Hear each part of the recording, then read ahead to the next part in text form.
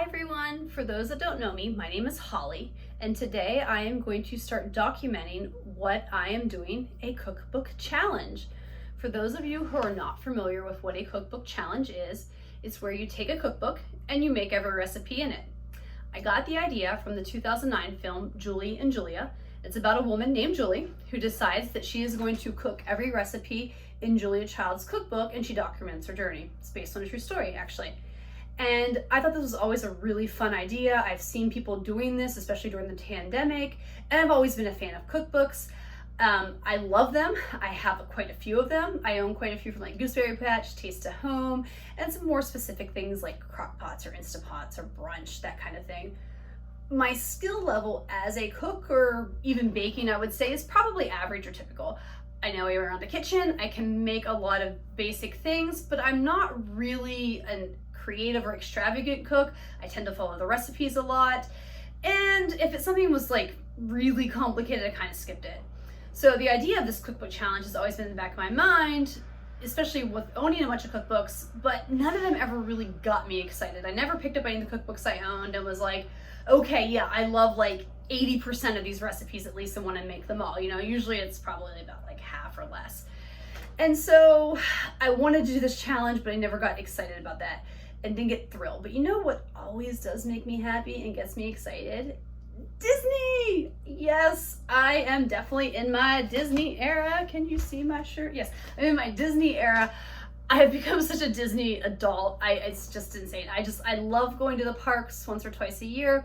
I love the cartoon movies. I mean, I always have.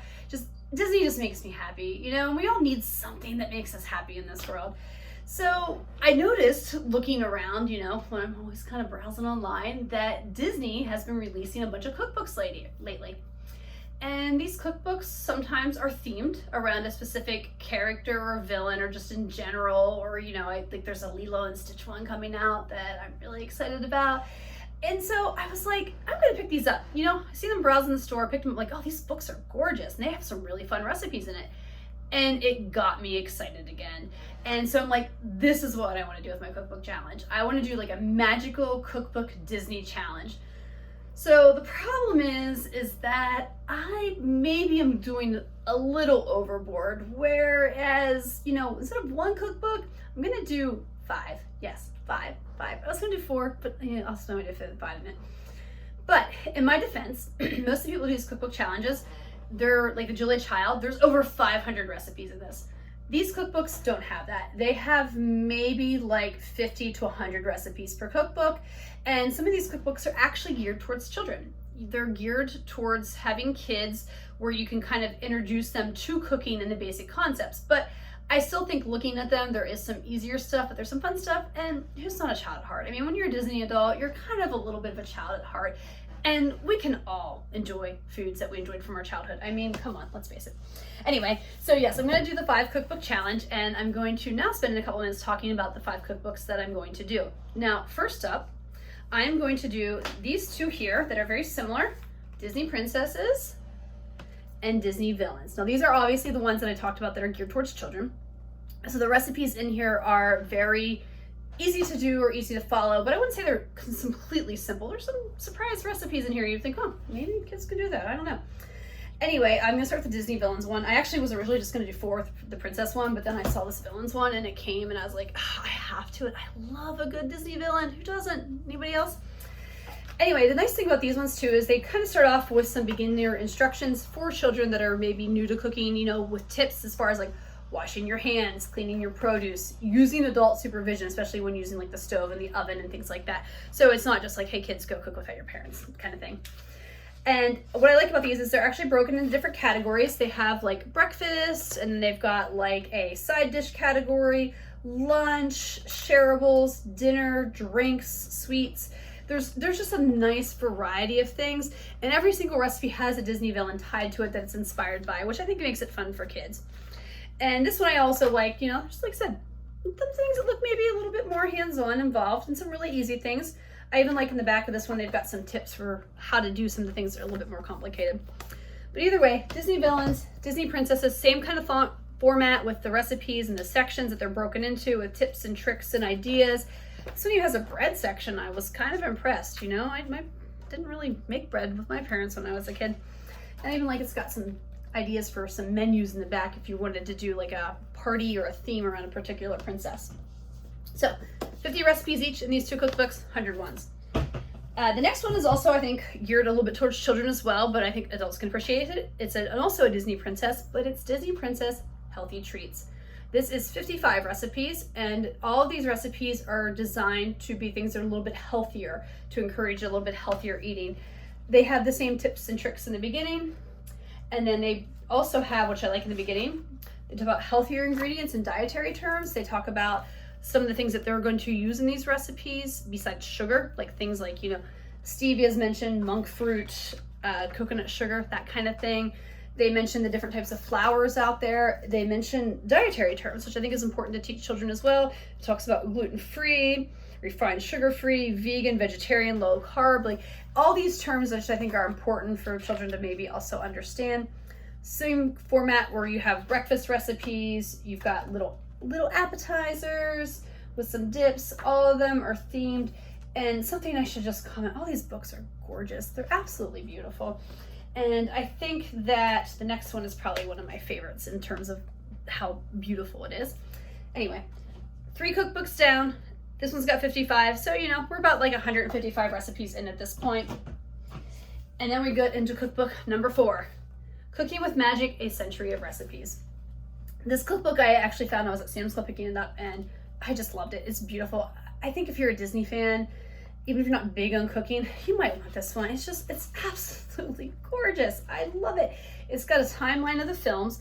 All the recipes are inspired by the films. It starts with Steamboat Willie and ends with 2023's Wish.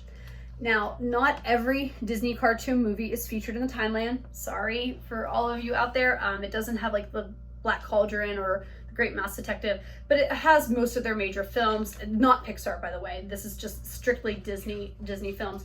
And the chapters are kind of broken into the era of the movies. Like it starts with the early movies, and the recipes are inspired by those movies in that time frame. So this one's different in that it doesn't break it down by the like breakfast, dinner, drinks thing.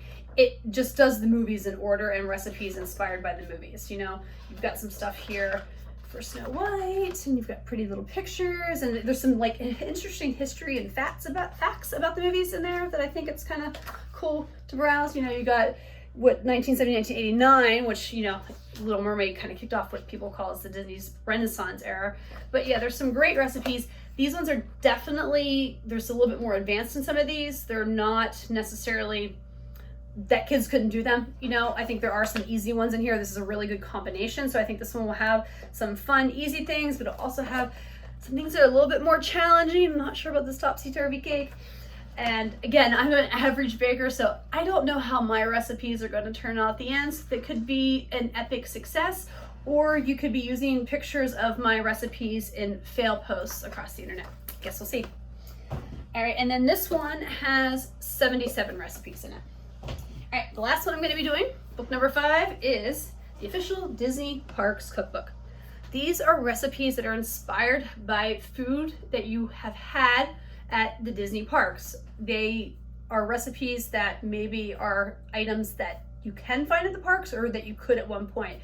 As somebody now that visits Disney World once or twice a year, I know their menus change a lot, and you know, so something that might be in the park one day might not necessarily be in the park the next day. So it's just a collection of things through the years that were what I understand are favorites of those who have visited Disney World.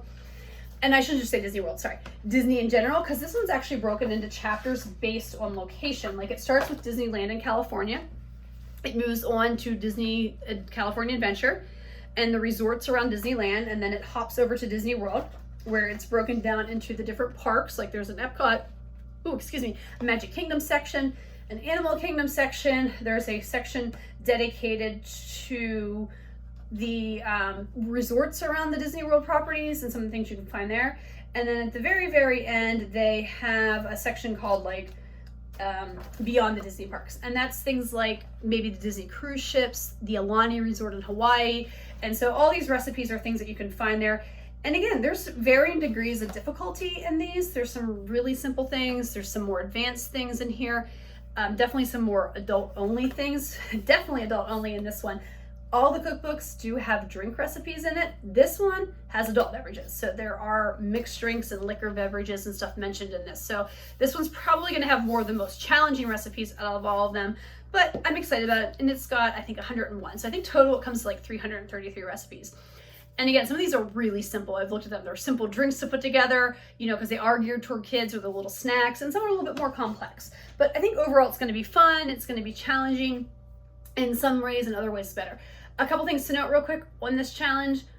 One, I am not going to be sharing the recipes. I will be talking about like the ingredients and maybe showing some of the steps and what I do to make them, but I am not going to be giving out the exact recipes for two reasons. One, I don't know if that's going to violate any sort of copyright. It's kind of a gray area with cookbooks.